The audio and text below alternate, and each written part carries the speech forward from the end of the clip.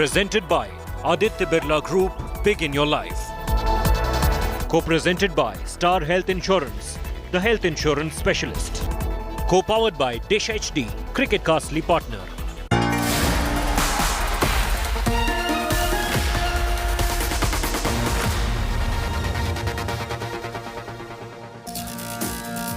Good evening, hello and welcome. You're with the news today, your primetime destination news, newsmakers, talking points. The big talking point after Ayodhya, is it the turn of Kashi? Another Mandir movement? Also, India's water emergency. Large parts of the country facing a drinking water crisis. We'll tell you more. But first, as always, the 9 headlines at 9 tonight. Retail inflation jumps to an 8-year high of 7.79% in April, breaches the RBI target limit for the 4th time in a row. This comes on a day Sensex and Nifty crashed by nearly 2%. The economy is on the edge. A win for the petitioners in the Gyanvapi mosque case in Varanasi. UP court says finish the survey by the 17th of May of the mosque. Precincts refuses to remove the court commissioner accused of bias by the Muslim community there. Allahabad High Court rejects the Taj Mahal truth plea after a stinging rebuke. Doors of 22 locked rooms inside the monument will not be opened, the court tells the petitioner. The Bomai government set to bring an anti-conversion ordinance in Karnataka, law to have provision for jail term up to 10 years for illegal conversions. Kashmiri Pandit shot dead by terrorists inside a government office in Budgam. Terror group Kashmir Tigers takes responsibility for the attack. After chorus grows to defer the NEET postgraduate medical exam, students seek intervention by Prime Minister Modi. RSS student wing ABVP also joins in to support the students' demand. Tata Sons appoint Campbell Wilson as new CEO and MD of Air India. 56-year-old previously led Singapore Airlines subsidiary Scoot. After closed-door talks with President Rajapaksa, Sri Lanka's opposition leader Ranil Wickremesinghe takes charge as Prime Minister for a 5th time, set to helm affairs as economic crisis deepens. And the first image confirming the presence of a supermassive black hole at the center of the Milky Way galaxy revealed, snapshot taken by 8 synchronized radio telescopes across the world.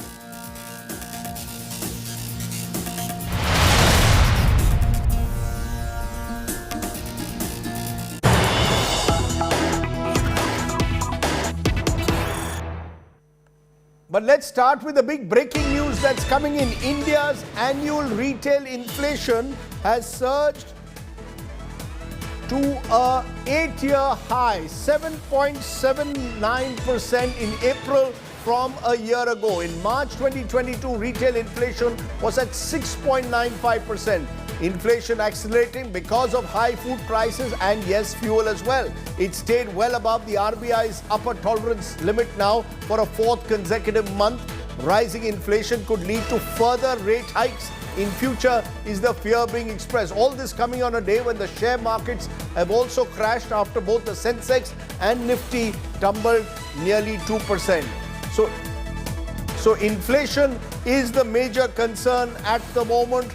Remember, the government of India is worried about inflation because it could put all the budgetary estimations on growth out of sync.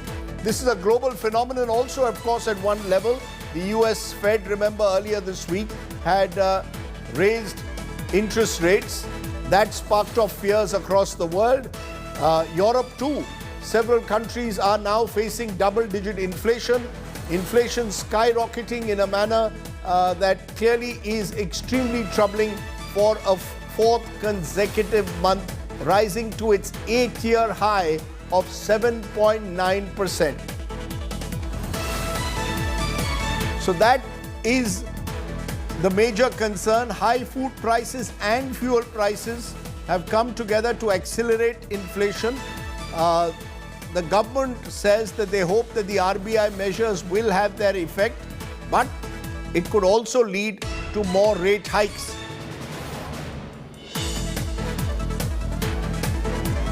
Let's go straight across to Siddharth Zarabi, Managing Editor, Business Today TV, joins us. Siddharth, Was this expected or is this worse than expected?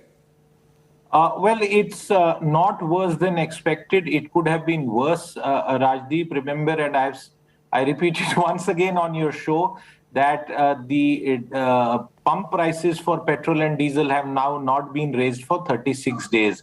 Had that happened, it would have caused a further shock. Clearly, inflation has been building up, and once you see such a build-up, which is well beyond the RBI's upper limit, it will certainly have consequences on the way interest rate policy as well as the government's response to this inflation build-up will occur in the weeks and months ahead, Rajdeep. But does the government have a plan B at the moment? You're saying that they've tried to keep fuel prices in check over the last month, but at some stage that too could catch up. So that's the point I make. Could it get worse now in the month of May going ahead? It's a perfect storm in a way in economic terms. Much of it not of the doing of the government or the central bank. External factor, just like COVID was also a Chinese takeout for the world. I think what you will see is that there will be now some measures on controlling food price inflation, including perhaps export curbs or some sort of restrictions when it comes to wheat. We have already seen some talk of that. There will also have to be some other measures as far as ensuring hoarding does not happen. But the biggest silver lining will be the dark clouds of the monsoon, Rajdeep. If they rain down heavily across the Indian subcontinent, we will see inflation cooling off naturally. Siddharth Zarabi, thanks very much for joining us there at the very top. A small programming reminder note also, we'll have a special focus on inflation and the economy tomorrow as our roundtable only on India Today. So we'll keep the heat on the economy. Let's turn from there to the heat on politics, because after tension and turbulence over a court-ordered survey at Varanasi's famous Gyanvapi mosque to assess the claimed presence of a buried Hindu temple, a court in Varanasi today said that the aborted survey must be completed by the 17th of May. The order is being seen as a setback to the mosque panel, boost to the Hindu petitioners who claim the masjid sits on an ancient mandir. So are we seeing now Ayodhya being replayed in a way in Kashi? It's our other big story tonight. Big win for Hindu petitioners in the Gyanvapi mosque survey case.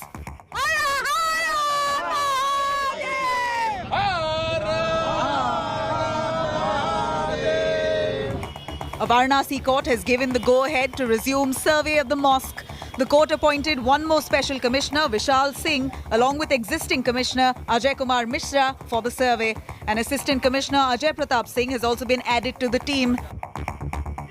जांच होगी अगर किसी कारणवश लोग रोकते हैं तो ताला तोड़ करके जांच होगी। और क्या कहा गया जब मुस्लिम पक्ष की तरफ से क्या दलील दी गई आप लोग? जब मुस्लिम पक्ष के बारे में हम लोग कुछ नहीं मानते, हम लोग अपने पक्ष के बारे में। आप लोग खुश हैं अपने डिसीजन से? बिल्कुल, बहुत बड़ी जीत हुई हम लोगों की। जो चाह रहे थे वही हुआ।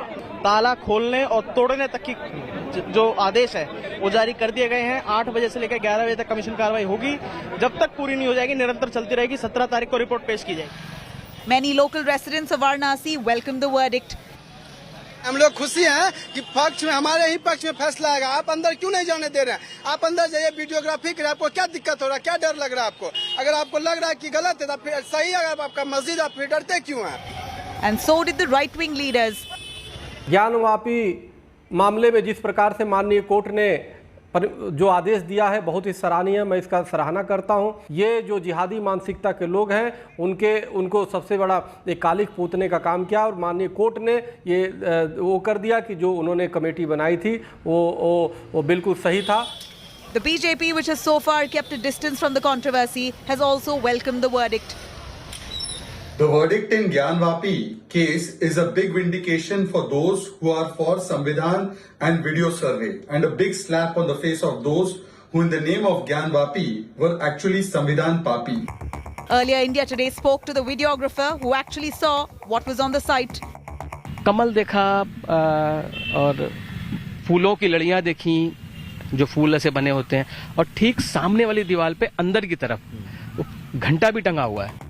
The survey of the Gyanvapi mosque has been allowed on a petition filed by 5 women demanding daily prayers at the Gaudi Shringar temple next to the masjid. Sangh Parivar outfits have often maintained Kashi and Mathura are the next goals after winning Ayodhya Ram Janmabhoomi dispute. Are the slew of petitions in Kashi and Mathura a prelude to another Mandir movement? With Preeti Chaudhary and Samar Srivastava from Varanasi, Bureau Report, India Today. Let me go to my first newsmaker on the issue. Joining me now is Asaduddin Owaisi. Appreciate your joining us, Mr. Owaisi. Your first reactions to what the court has done. Are we seeing now Ayodhya playing out in Kashi, Mr. Owaisi? Well, if this survey commissioner goes ahead, then we are seeing the report, we are seeing the repeat of what happened in our country in 1980s, pre-demolition and post-demolition Babri Masjid. Unfortunately, you know, that can happen because you're opening something which will be repeating the history. But it's a court order, Mr. Owaisi. Indian Muslim, I want to say that Rajdeep, that court order is wrong. The court cannot go against the Parliament Act of 1991. The court cannot go against the Supreme Court judgment. Why are you doing this survey? What are you trying to come to a conclusion? We have decided as a nation that what religious place existed on 15th of August 1947, period. That's the end of it. That it will remain. You cannot change the nature and character of it. How can the court go against the Parliament Act and the Supreme Court judgment? What are you trying to see?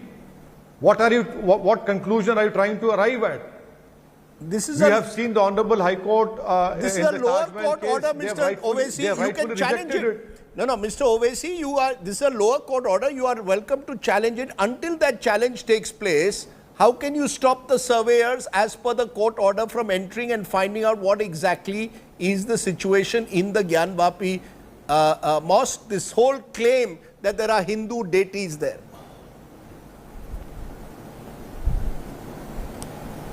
That claim is wrong because the Act has categorically stated that what remains on 15th of August 1947 till the world ends, that will remain as that same religious place. You cannot change it. Yes, the court order is wrong. That is why I have requested, I am pleading that the committee, the Masjid Committee and the Muslim Personal Law Board should immediately go to the Honorable Supreme Court before the summer vacation starts and put this view to the Supreme Court, because the Supreme Court itself has said that the 1991 Act is now part of the basic structure of the Constitution. In 1991, the same question had arisen, and in 1990, the court had given a stay on it. How can you come in 2021 and then go to the court with a different name?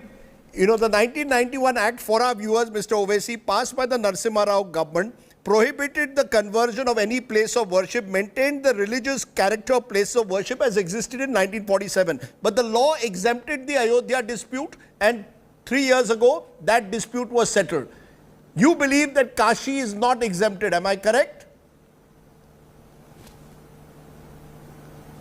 Rajdeep, it is not me, but the whole country accepts that apart from Babri Masjid, any other issue cannot be reopened now. What stood as a masjid, what stood as a temple, as a church, will stand as a temple, church and a mandir or a masjid. You cannot change it, period. What is it that we are trying to do, and who are these petitioners? They have also filed, the same group has filed in Indore. You go to Qutub Minar and you want to say that, oh, it's not a Qutub Minar. You say Taj Mahal is not, you say Mumbai Haji Ali Dargah is a mandir. That is what I had laid my apprehensions when the judgment of Babri Masjid came, that you have given a judgment on Astha, this will open the floodgates argument. Now everyone will say this is a Rastha. Where is an end to this? Are you claiming that the petitioners, I will not allow another masjid to be taken away from me. Are you claiming that the petitioners are therefore backed by political forces? Is that your accusation? Well, they are definitely backed by the Sangh Parivar. I am not saying they don't have the right to go to the court, but the court will have to take a decision based on the 1991 Act. But once these are the same group of people who are now filed a case in Indore also. But Mr. Owaisi, once the court takes a decision, it is the duty of everyone to respect it. If the court decides that a survey must take place, videography must take place, you've got to respect it. You can't say you're above the court. Well, Rajdeep, who demolished Babri Masjid despite giving an assurance to the Supreme Court? Who went and placed idols in Babri Masjid in a surreptitious and a cowardly way in the night of December 1948? And then no one is convicted for the demolition of Babri Masjid. As an Indian Muslim, I will not allow one more masjid to be taken away from me. You have taken away one masjid from me in the garb of some Mughal king had demolished a mandir, which the Supreme Court had said that no mandir was demolished. The Supreme Court had given a judgment which I respectfully disagree because it is based on Astha. Where is an end to Astha? Please tell me. Tomorrow I'll stand up and say where the Prime Minister lives, right underneath is a masjid. Let us start excavating it. Let us have a videography of it. Will you do that? So I will ask you in conclusion, you will presumably, when you say that you will not allow another masjid to be demolished, you are saying that you will go to the court against this Varanasi lower court order. Am I correct? I hope and I plead with the committee of Gyanvapi and the personal law board that please go to Supreme Court before the summer vacation starts. It is Honorable Justice Chandrachud who has written that judgment. That 1991 Act is now part of secularism and part of the basic structure of the Constitution. No lower court can turn that Supreme Court judgment. The Supreme Court judgment is a law according to our Constitution. The lower courts must implement the law passed by the Parliament and the judgment given to the Supreme Court. By doing this so-called survey, you are opening a new front which will take our country back in late 1980s and 1990 and post 1992. Asaduddin Owaisi, you made your point and you made it very strongly.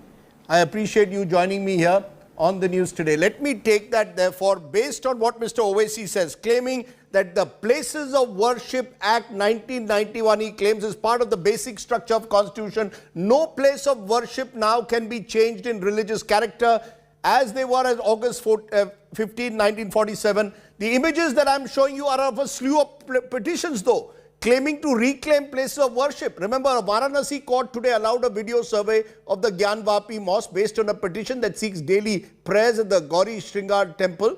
The Allahabad High Court has ordered the Mathura court to decide all petitions on Krishna Janmabhoomi dispute within 4 months. And in Madhya Pradesh, the High Court has issued notices to the Archaeological Survey of India, the centre and state government on petitions filed to cancel permission given to Muslims to offer namaz once a week at the Bhojshala complex. There, the Hindus and Muslims are both allowed to offer prayers once a week. So clearly you've got these religious disputes and the Places of Worship Act under scrutiny.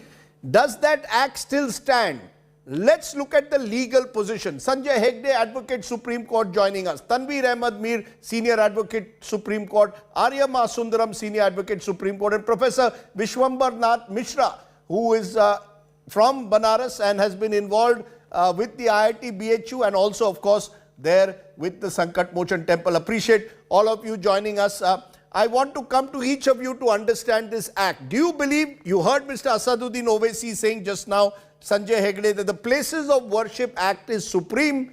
You cannot touch an existing structure. The only exception was made for Ayodhya. Today you allow a survey in Varanasi, it will open the floodgates. Does that argument hold, or has the situation qualitatively changed between 91 and 2022?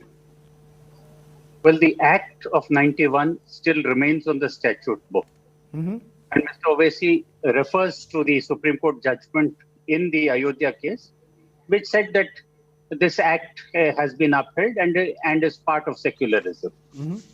Parliament took a conscious decision immediately in 1991.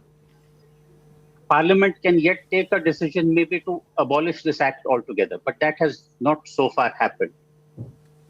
So any religious structure in place on August 15th, 1947 shall continue to have the same character. That is what Parliament has decided. No, but the Parliament lower, but has the not lower yet court, changed it. but Mr. Hegde, the lower court, by allowing the survey, has already effectively suggested that the Parliament, that the Act of 1991, in a sense, no longer clearly has gone beyond the 1991 Act, made an exception then. See, the point is that it's a civil suit. The lower court should have possibly thrown out the civil suit at the first instance. It has not done so. Now it has allowed the suit to proceed, and it is in the process of allowing certain applications in order to bring some evidence on record. The court had appointed a commissioner to conduct a survey. There were doubts raised about the commissioner. Now the court today has added 2 more commissioners to aid the original commissioner. The interim order was challenged in the High Court. The High Court refused to interfere with the earlier interim order. That matter was not carried up further in appeal to the Supreme Court. If and when the matter reaches the Supreme Court in some form, we would have to see. Mr. Owaisi has asked a valid question. If at the end you can grant no relief, because every religious structure has to remain the same way as it was in 1947, then why do you proceed with the suit at all? That and other questions may have to be taken to a larger, So you're higher saying court. you will have to take this to a higher court, but Tanveer Ahmed Mir, in the first instance, do you believe that the petitioners have won their first round and therefore the Gyanvapi mosque management is now in a predicament? Either they go and appeal right away to a higher court, or they will have to open the mosque, and that could lead to further repercussions. Well, Rajdeep, that's absolutely correct. The order passed by the court concerned in Varanasi certainly is beyond the parameters of 1991 Act. And since the court has passed an order to the detriment of one party, it is now obligatory on the other party to take this matter up and bring it to the notice of the appellate authorities or the revising authorities in the High Court, or even straight away petition the matter under 136 to Honorable Supreme Court of India and bring it to the notice of the Supreme Court that what is going on is totally impermissible. This cannot be done at all. This is beyond the Act, beyond the legislature. It is also in violation of the preamble of the Constitution of India. At the end of the day, the religious places as they existed in 1947 is a part of Indian ethics and Indian ethos. Whether it is a temple or a mosque, it belongs to every Indian, irrespective of what community and the religious spiritualism that he believes in.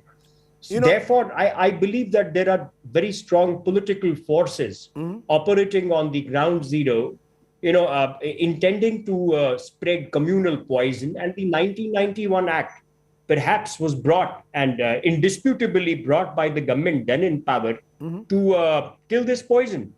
Unfortunately, what we are seeing over all these times is that there are now so many manifestations to keep the communal pot boiling. Therefore, it is an incumbent responsibility on every Indian to oppose all such moves. But let me, Aryama Sundaram, read out what the suit argues. The suit argues that the illegal actions of invaders cannot be legalized by Parliament through this Places of Worship Act, as it infringes upon the religious rights of Hindus guaranteed under Article 25 of the Constitution. It argues that Hindu devotees cannot be prohibited by Parliament from getting back their religious place of worship through the judicial route.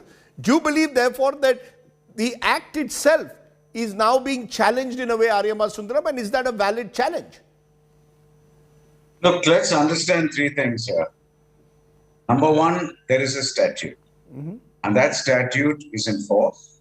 And that statute makes it very clear that apart from the Babri Masjid, Ayodhya issue, all other places of religious worship, the status quo as in 1947 shall be maintained. That is the statute. That statute has been noticed, recognized, and approved by a subsequent judgment of the Supreme Court. Chief Justice as he then was himself said. That's number 2. Number 3, the suit has been filed as a civil suit. It is not a writ petition challenging the virus of the act. It is not a petition challenging the constitutionality of the act or otherwise. The suit has been filed for a relief of restoration of the temple there. Now, as the act stands, that suit cannot really be proceeded with.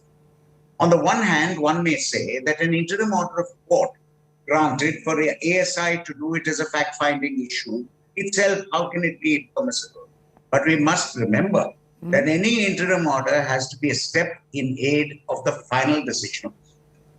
And if the final decision of the suit is towards restoration of the temple, and that can't be granted under the Act, then any interim order towards that end can equally not be passed. No, so are you saying, Aryama, are you saying therefore that the act, are you saying the act, that's exactly, are you saying that the act has to be amended, that has to take place through a parliamentary route, and therefore the judicial route is very limited, am I correct?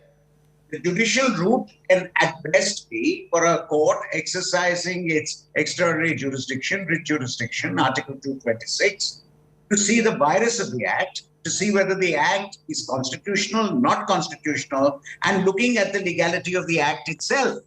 But in a suit filed, inter partes suit, filed for the purpose of restoration of a temple, the act holds the field. And as long as that act holds the field and is not amended, nothing contrary to the act can be done in a civil suit. Does it stop a survey? No, Mr. Aryama Sundaram, does it stop a survey? The act prevents the religious character being changed.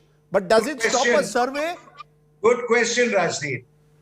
A survey, like I said, being conducted as a fact-finding issue perhaps cannot be found fault with. The government can always order a survey if the government wants. But can it be by way of an interim order in a suit which itself cannot get the relief of restoration as a temple because it's barred by the act? And if your final relief is that, then this cannot be used as a step in aid of a final relief which cannot be got. And if you cannot, because of the act, restore it to a temple, then an interim order, which is an interim order can only be an order which is towards the resolution of the final dispute. An interim order cannot be an abstract of saying, look, I think it's a good idea if the ASI goes and investigates the matter. That is not an issue at all. Any interim order will have to be a step in aid for the decision of the suit. And so the interim order here given is a step in aid in decision of a suit which final relief appears as the law stands today until amendment to be barred.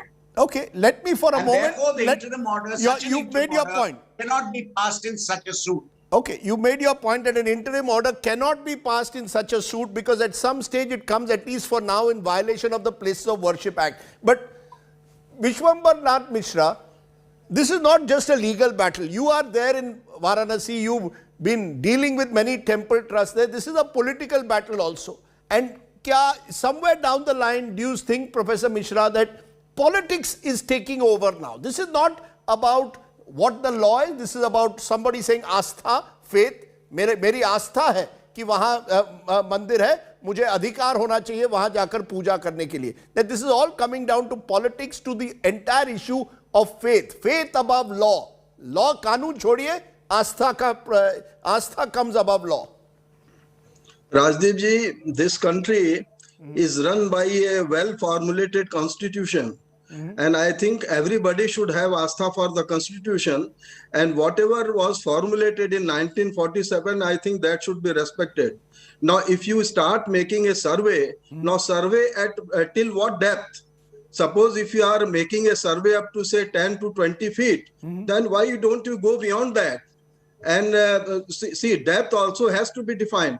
But this is not the way if you start, because you have other important issues which are not being addressed. For example, if you talk about education policy, economic condition of the country, job opportunity for the youngs, so these have been set apart. No, these are there, but Professor Mishra, there are people in Varanasi who say all that is well. हमारी आस्था का सवाल है. There are नहीं आस्था, देखिए जान बचेगी तो सब आस्था भी रहेगा, ऐसा नहीं है.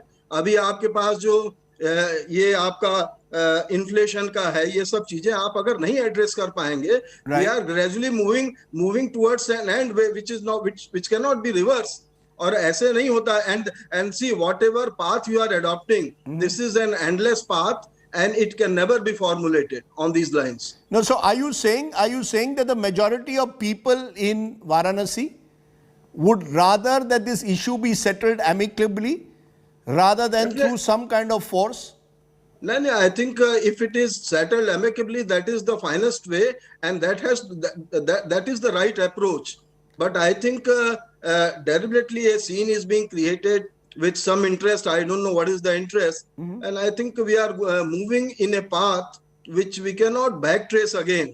So this is very unfortunate. And most of the people, they are just simply mute observers. And I don't know for what reason they are not opening their mouth. You know, you're saying they are mute observers, but you know, Sanjay Hegde, I come back to it. Faith above law. We saw that even in the initial period of the Ayodhya movement, that this is a matter of astha. Don't bring the law into it.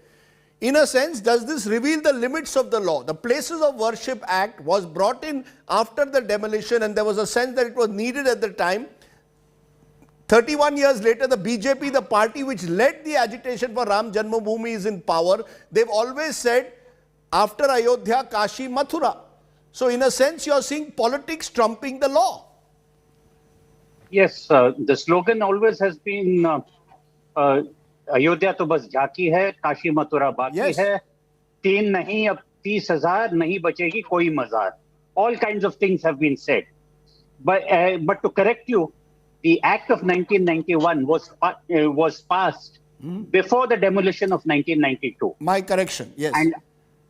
And despite the demolition, Parliament has reaffirmed itself as far as this act is concerned. Several parliaments have come and gone. Nobody has interfered. The courts have commended the act. This was a national consensus that Ayodhya was to be treated as a one-off. Correct. That there was a movement and all that. Let us begin and end with Ayodhya.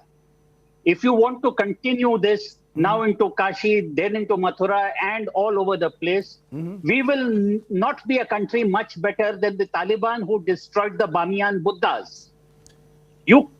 Everything is part of our history. Everything is part of our history. There may be some parts of our history which some sections of our populace may be uncomfortable with.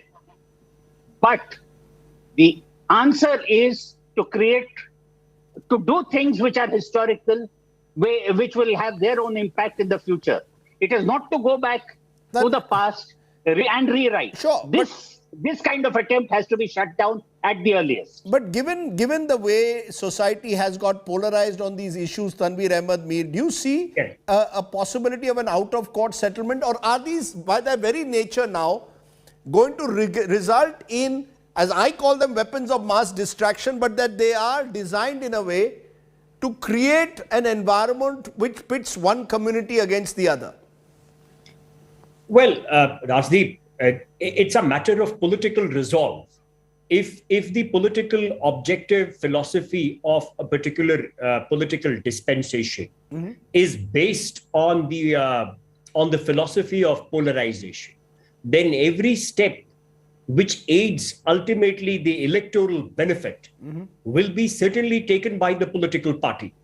It is up to us, the Indian citizens. Let me tell you that, in India, as we citizens are and we understand, even referring somebody to as majority and minority is an insult to Indianness. It is up to the silent majority, each person, irrespective of his religious beliefs, to put his foot down.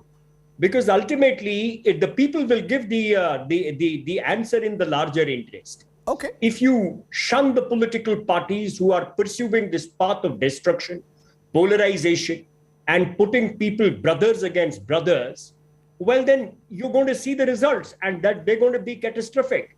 As far as we are concerned, we understand that we are a political democracy, socialist, secular. At the end of the day, the word secular in the 42nd Amendment of the Indian Constitution was brought for a particular purpose. That is that every Indian, irrespective of his religious belief, should have the right to live his life with dignity. Well, that So is if that the is dignity exactly which is associated with being a religious used. monument, it should be respected. That is exactly, though Article 25 in itself, freedom to practice religion, is now being used in cases like this to, in a way, reclaim what some Hindus are saying is their civilizational heritage, and potentially, therefore, you have another friction point emerging, this time in Varanasi. Whether that falls within the Places of Worship Act is a matter that possibly now a higher court will have to decide. But we again have a potential trigger that could once again lead to division on the ground. Let me leave it there at the moment. I appreciate my guests joining me here on my top talking point on the news today. Let me turn from there that while we talk about religion, we started the show with inflation. But guess what? There's an even more immediate problem at the moment in parts of the country. As the summer heat peaks, the western and northern parts of India are facing an acute water shortage. Rajasthan, Gujarat, Uttar Pradesh, Maharashtra reeling under a severe water crisis. The Maharashtra Revenue Department on Wednesday has said 270 tankers are supplying water in 3 regions of the state. In Gujarat, long queues of people, women lining up for drinking water. 40 villages even near Ahmedabad facing a crisis. Rajasthan, locals protesting against the water crisis in the scorching heat. My question therefore is, are these issues going to be focused upon or not? Well, we here on the news today will now start for the next week a story a day to tell you what's happening on the ground. We start this water emergency from Bundelkhand, an area of Uttar Pradesh that has been synonymous with drought-like water scarcity over the years, summer being the worst time. Nothing again has changed in this region despite all the packages that have been announced to bring relief. Take a look at this ground report brought to you by Samarth Srivastava from Chitrakoot.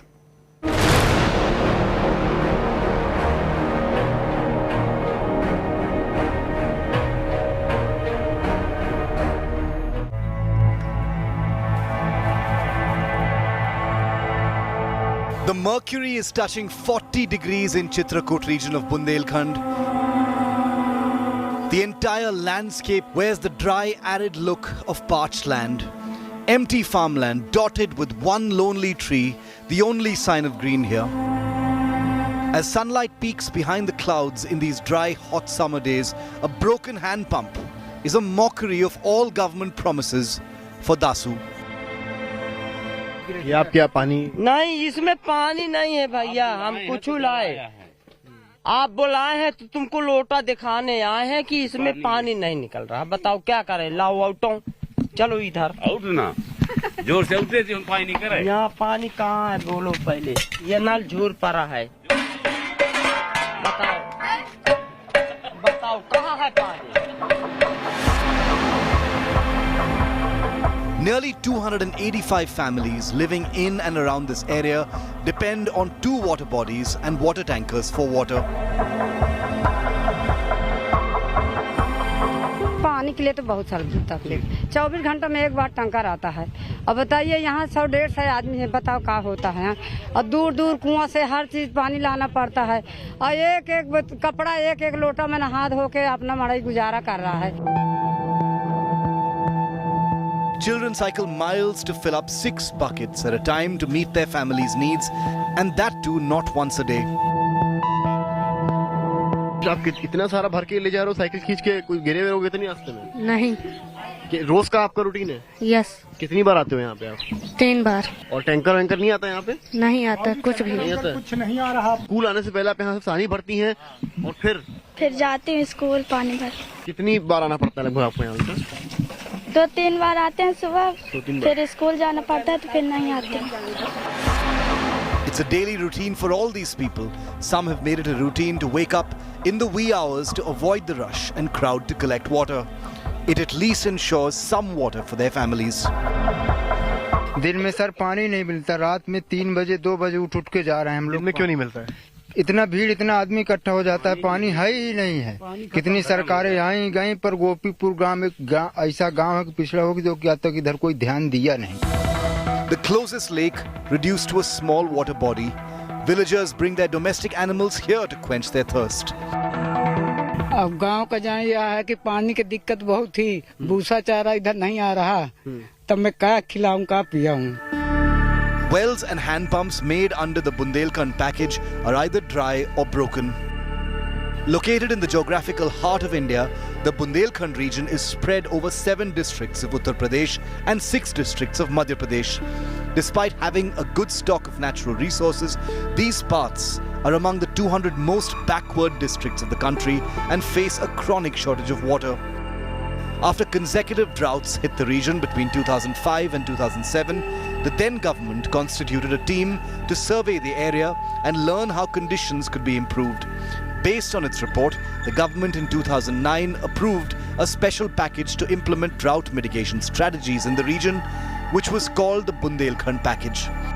The implementation of projects under the program continued after the Narendra Modi government came to power in 2014. Initially, the package was approved at a cost of 7,466 crore rupees.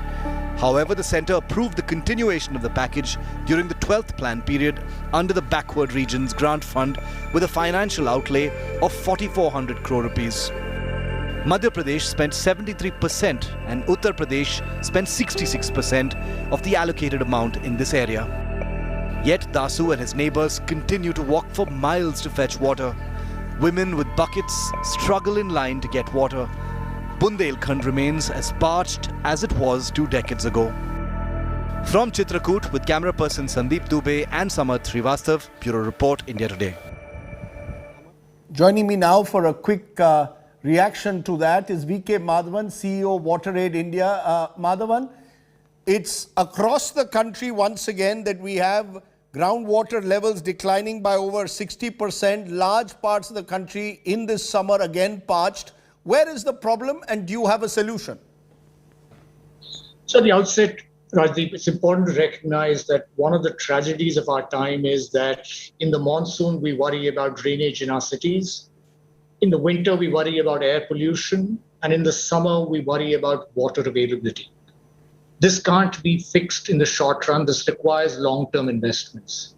We've got to get our water bodies revived, restored. We need to make sure, and the easy part of it is actually to desalt them, which the Jal Shakti Abhiyan tries to do. But more importantly, you need to ensure that the drainage lines which bring the water into these water bodies are free of encroachment, have been cleaned up so that these could fill up and store water. The second thing that we need to do is to look at our groundwater availability. We are significantly dependent on groundwater, and every year our water levels keep falling, particularly in the summer months. So in some sense, the big elephant in the room is agriculture, which uses a very large proportion of our groundwater. So we need to not just focus on supply side issues, such as trying to recharge our aquifers or desalt our tanks and increase their storage capacity. We also need to focus on the demand of water, one by agriculture and two, consumption by all of us. Are things better though with the government focusing on Jal Shakti? Are things better today than they were 10 years ago, you would say?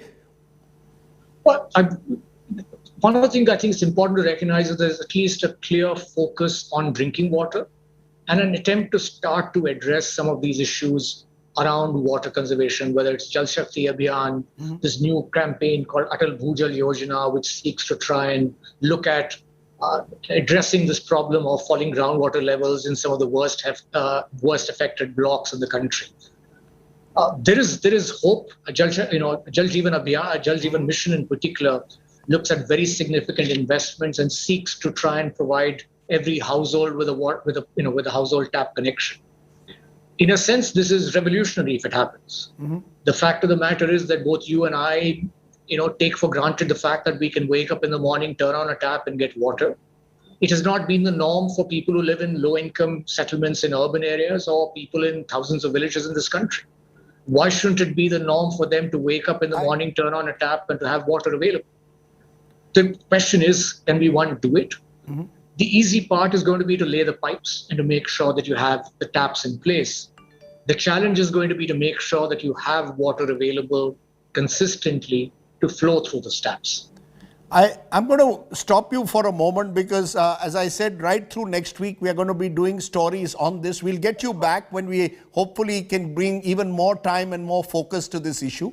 and we can perhaps look for solutions, particularly in the hope that the Jal Shakti mission can address some of those concerns. But on the ground, as you're seeing, the problem remains as acute as ever. These are the real stories of a real India. I appreciate you joining us, Madhavan. I had to cut short Mr. Madhavan because we've just got an exclusive interview that's just come in. Ranil Wickremesinghe, the new Prime Minister of Sri Lanka, has spoken to India today, shortly after he's being elected as the Prime Minister of his crisis-struck country for a 5th time. Remember, Sri Lanka is in complete chaos at the moment. He spoke to Akshaya Nath and claimed that he had an economic plan. Mr. Wickremesinghe had spoken to News Today just a fortnight ago. Listen in to what the Prime Minister had to say.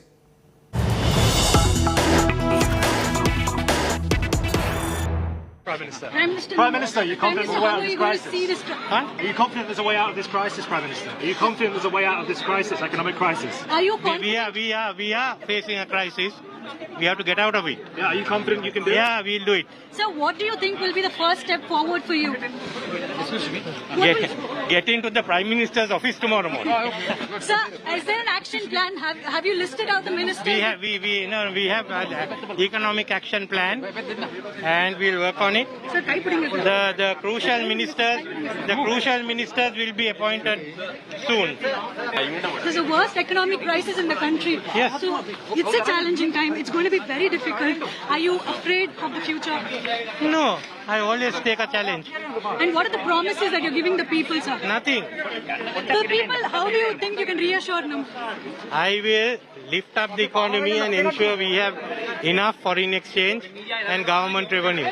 Thank you, sir. Thanks a lot for talking to us. That was Ranil Wickremesinghe talking exclusively to India Today, stating that he will be reviving the economy and bringing Sri Lanka forward as a successful nation. With camera person Divyan from Colombo, this is Akshaya Nath for India Today. Let's take a break at this point. When we return, we'll turn to our Good News Today story. As I said, there's always good news in India today. And today, remember, is International Nurses Day. We'll tell you about the remarkable nurses who hold our medical system together. You're watching the news today. News without the noise.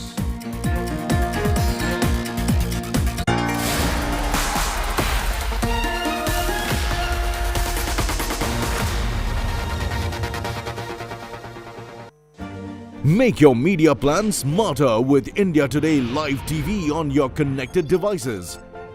Amplify your brand with 100 million smart internet viewers. To advertise, mail us at sales@aajtak.com or call 9999 892171.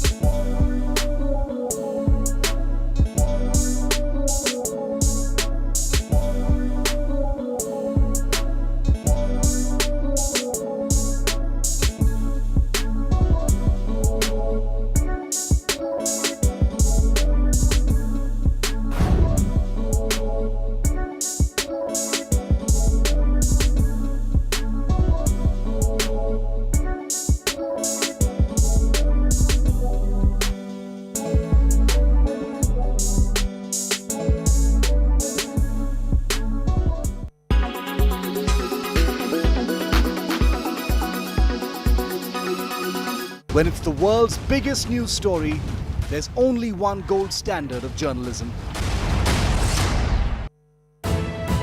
You are watching India Today.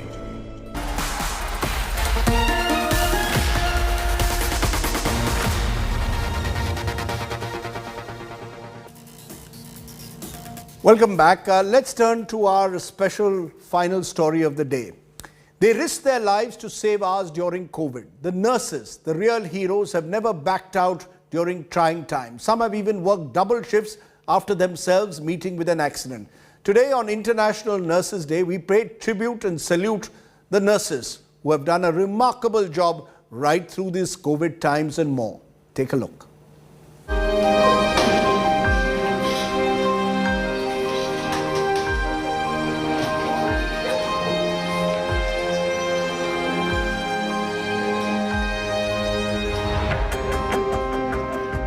For more than 2 years, they have been leading the battle against COVID from the front lines, keeping their personal lives aside for the larger cause of humanity. Faced with big risks, they never flinched. School of Nursing में फिर मैंने admission लिया with all the problems like मुझे थोड़ा सा financial issues था, तो खुशी में तो हम हंस सकते हैं, पर अगर किसी का डेथ हो रहा है तो उनके साथ हम बैठ के रो नहीं सकते, हमें उन्हें संभालना है. तो ये सब बहुत डिफिकल्ट सिचुएशंस है जिसके थ्रू हमें जाना पड़ता है, और जो भी नर्सेस है हमेशा स्ट्रांग रहते हैं. They place the welfare of the patients above all else, often making personal sacrifices.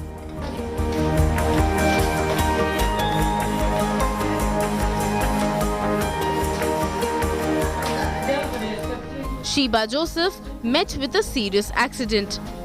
But at the first opportunity, she was back on duty on crutches. जैसा मैं क्रचर में जो चालू था, मैं सोचा था मैं हॉस्पिटल में जाएगा काम करने के लिए. देन जैसा मैं 6 मंथ हो गया, मेरा मैडम जसिका मैम को बोला मैं I will come for the duty. Then she told, no, you take little more rest. No, I told, no, I will come and sit there and I will do. When we salute Corona warriors, we remember the doctors and often forget the nurses. With Dev Kotak, Bureau Report, India Today. Remarkable, the nurses. Let me leave you with our image of the day. The first image confirming the presence of a supermassive black hole at the center of the Milky Way galaxy has been revealed. Snapshots taken by 8 synchronized radio telescopes across the world. You stay well, stay safe. Good night. Shubhratri. Jai Hind. Namaskar.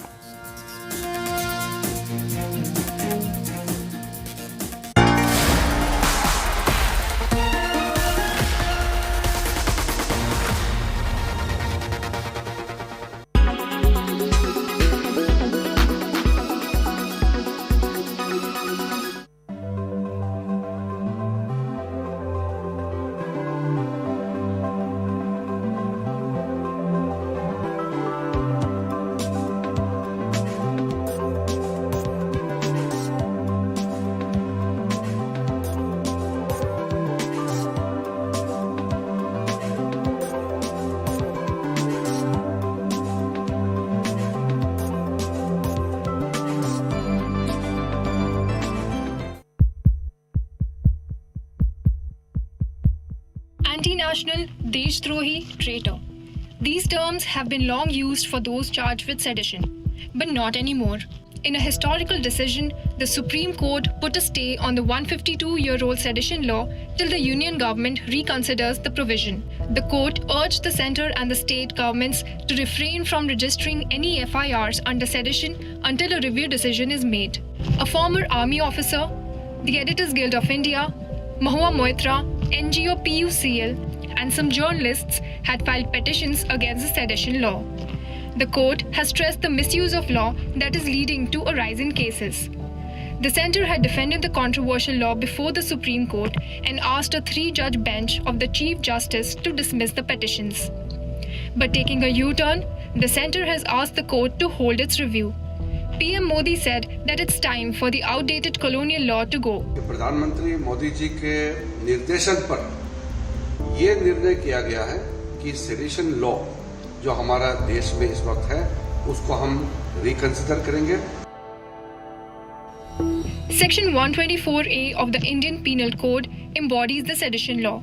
It was originally drafted in 1870 by Thomas Macaulay. Sedition is usually taken as Deshdroh or an anti-national act, but sedition is actually Rajdroh or anti-government act. Sedition wasn't always a part of our constitution. The constitution that was adopted in 1950 did not recognize the sedition law. But the First Amendment, brought in 1951, introduced restrictions that validated the sedition law. The opposition states that in a democratic setup, the right to speech and expression under Article 19 is as valuable as the right to life. The sedition law has been brought to notice in various instances. Delhi court granted bail to environment activist Disha Ravi, saying the government cannot jail citizens simply because they disagree with state policies. In another instance, the top court dismissed a petition that sought sedition charges against former Jammu and Kashmir Chief Minister Farooq Abdullah and fined the petitioners. The court had also quashed the sedition case against journalist Vinod Dua. The sedition law was repealed in 2009 in UK. Last year, Singapore repealed the law too. In 2008, sedition ceased to be a crime in New Zealand. In the US, Sections 2381 to 2385 of the US Code deal with treason and sedition, but it's rarely enforced. Scotland abolished the law in 2011, Indonesia in 2007, Ghana in 2001, and South Korea in 1998. India could soon be on the list too.